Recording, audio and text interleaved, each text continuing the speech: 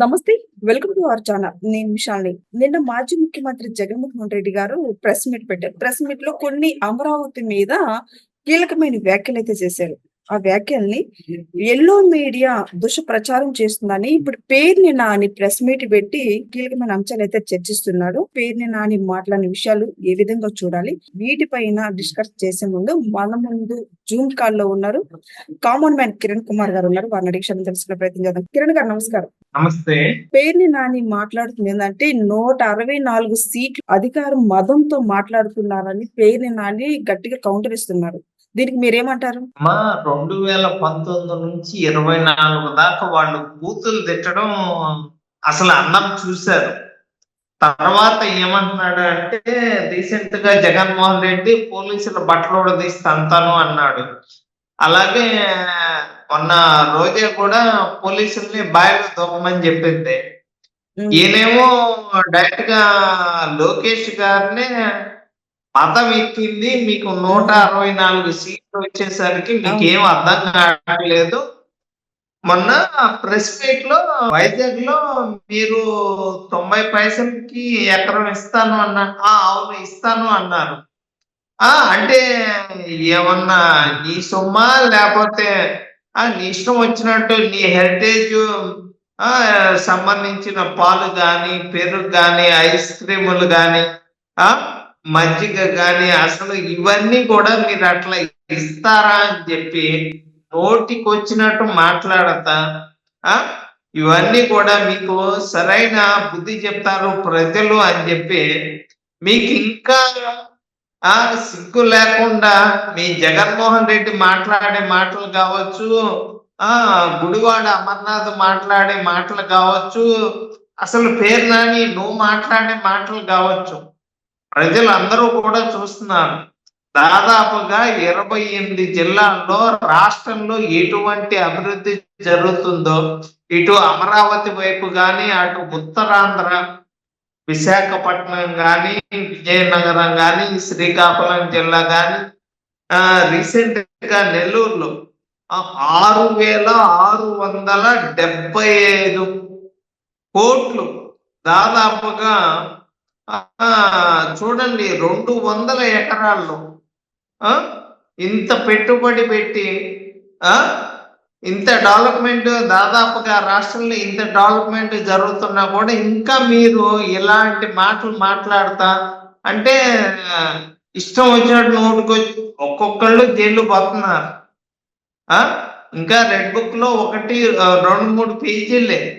ఇంకా ఏంది వీడు అప్పిరెడ్డి గాడు గుంటూరులోనే ఉన్నాడు, పానుగంటి చైతన్య గాడు గుంటూరులోనే ఉన్నాడు, ఇంకా మంగళగిరి పార్టీ ఆఫీస్ మీద దాడి చేసిన వాళ్ళు కావచ్చు, అలాగే కల్తీ మద్యం కేసులో కావచ్చు, ఇసుక మాఫియా కేసులో కావచ్చు, ఇంకా చాలా ఉన్నాయి.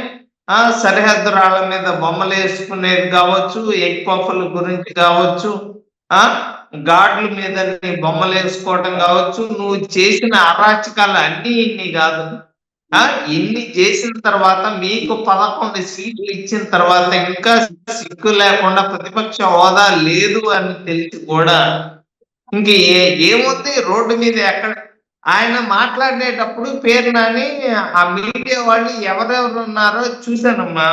అది సాక్షి ఛానల్ ఒకటి, TV9 ఒకటి, మొత్తం NTV ఒకటి, ఇవన్నీ కూడా వాళ్ళకి చెందిన ఛానల్సే తప్పితే మిగతా ఛానల్స్ ఏవి కూడా లేవు. ప్రజలు వాళ్ళనైతే నమ్మే పరిస్థితిలో లేరు.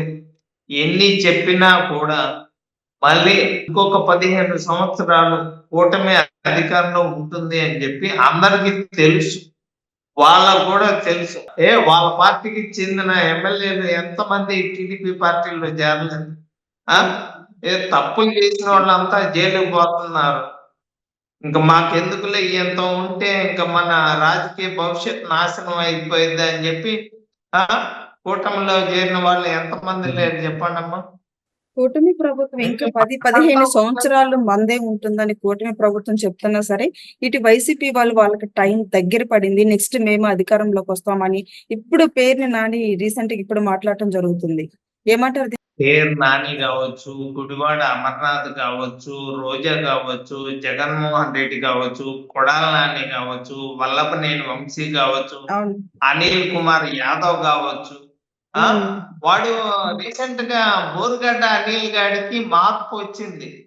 హ్మ్. అసలు దాదాపు జైల్లో నిజంగా అంత అనుభవించిన తర్వాత బయటకు వచ్చి ఇంక చెప్తున్నాడు. ఇంకా నా నోటెమ్మట బూతు మాటలు రావు. బూతు మాటలు గనక వస్తే మీకు నేను ₹1,00,00,000 ఇస్తాను అని చెప్పి ఏదో మీడియా ఛానెల్‌లో నేను చూసానమ్మా. అవును. వాళ్ళలో దాదాపుగా కొంతమందికి మార్పు వచ్చింది కానీ ఇంకా ఎవరికి రాష్ట్ర ప్రజలందరికీ తెలుసు. రాష్ట్రంలో అభివృద్ధి ఏ విధంగా జరుగుతుందో తెలిసిన తర్వాత తెలంగాణలో కూడా కూటమి అధికారంలోకి వస్తే బావుండు అని చెప్పి తెలంగాణ ప్రజలు అనుకుంటున్న మాట వాస్తవమా కాదా అన్న విషయం అందరికీ తెలుసు. అవును. 164 సీట్లు వచ్చిన తర్వాత ఎందుకు మనకి 11 సీట్లు వచ్చినాయి. మనకు ప్రతిపక్ష హోదా కూడా లేదు. మనం ఏం మాట్లాడినా చెల్లదు. ప్రజలందరూ కూడా ఆ అన్నీ తెలుసుకునే ఇలాంటి తీర్పు ఇచ్చారు అని తెలిసిన తర్వాత వాళ్ళు నోటుకొచ్చినట్టు ఇంకా ఏదో ఒకటి మాట్లాడుతా ఉన్నారు. ఇంక లేదు వాళ్ళ పార్టీ అనేది ఇంకా అధికారం కాదు. ఇంకా మళ్ళీ తీసుకెళ్ళి ఆ కాంగ్రెస్ లో కలుపుకోవటమో లేకపోతే ఆ బిఆర్ఎస్ పార్టీలో కలుపుకోవటమో అట్లా చేయటం తప్ప చేసేదేమీ లేదమ్మా. వాళ్ళ హ్మ్. పార్టీ పని అయిపోయింది. కాకపోతే అప్పుడప్పుడు మాట్లాడుతూ ఉన్నారు. ఈ పేరు నాని కావచ్చు, గుడివాడ అమర్నాథ్ కావచ్చు. రీసెంట్ గా రోజా కూడా వచ్చి రంకెలేస్తా ఉంది. అవును. హ్మ్. సంక్రాంతికి ఓ పెద్ద రమ్మ హ్మ్. సంక్రాంతికి అటు భీమవరం సైడ్ వస్తే పట్టుకొని అయితే ఏస్తారు. ఇయన్నీ సిగ్గు లేకుండా నోటికొచ్చినట్టు ప్రతి ఒక్కళ్ళు కూడా ఇలా మాట్లాడుతా ఉంటే మేము కౌంటర్‌గా అటాక్ చేస్తూనే ఉంటాము అని చెప్పి నేనైతే ఖచ్చితంగా చెప్పగలను. హ్మ్. ఇప్పుడు వల్లంనేని వంశీ, కొడాలి నాని గూడా రాజకీయాల్లోకి వస్తున్నాం. నెక్స్ట్ పండగ తర్వాత మేమే పోటీ యాడికొచ్చేది? చేస్తుంటాం. యాడికొచ్చేది? యాడికొచ్చేది? రీసెంట్‌గా వల్లభనేని వంశీ గాడు జైలుకెళ్ళలేదా? కొడాలని నువ్వు రెడీగా ఉండు. హ్మ్. వాడికి క్యాన్సర్ ఉందమ్మా. వాడి గురించి ఇంకా ఎందుకులే. ఆ దేవుడు ఉన్నాడు కదా! ఇంకా వాడి గురించయితే మాట్లాడాల్సిన అవసరం ఏం లేదు. అయిపోయింది. వల్లభనేని వంశీ పనయిపోయింది. కొడాలి నాని పనయిపోయింది. అనిల్ కుమార్ యాదవ్ పనయిపోయింది. ఆ! ఇంక మొత్తం గూడా ఏమీ లేదు. కాకపోతే వాళ్ళు మాట్లాడుతా ఉంటారు. మనం కౌంటర్‌గా అటాక్ చేస్తూనే ఉండాల. అవును. అది పరిస్థితి.